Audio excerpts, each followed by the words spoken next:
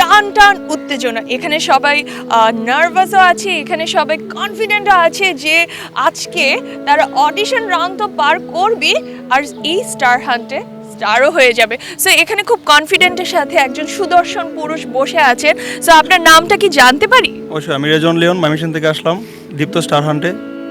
এই আপনি ময়মনসিংহের থেকে কি এখানে জাস্ট এই কম্পিটিশনের জন্যই হচ্ছে এসেছে?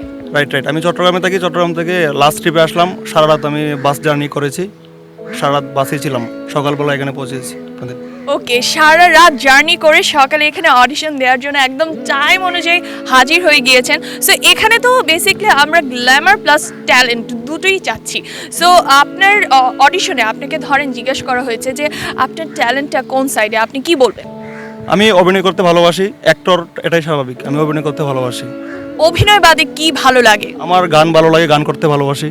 গান গাইতে পারবেন? রাইট, গান গাইতে পারবো। হয়ে যাক দুটো line.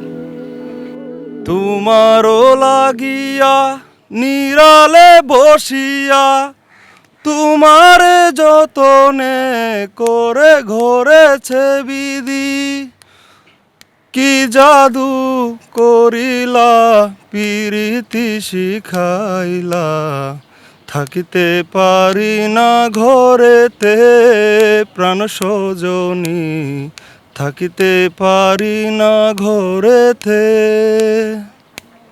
Thank you so much. So এরকম জাদু দিয়ে কি আপনি একদম স্টার হয়ে যাবেন, মানে এই টাইটেলটাও জিতে যাবেন? আমার প্রপার যে মানে ট্যালেন্ট আছে, আমি ট্রাই করবো এটা মানে সামনে তুলে ধরার জন্য যতটুকু পারি। যদি জাজরা ওরা সিলেক্টেড করার জন্য আমাকে সিলেক্ট করে তাইলে হবো, ইনশাল্লাহ দেখা যাবে।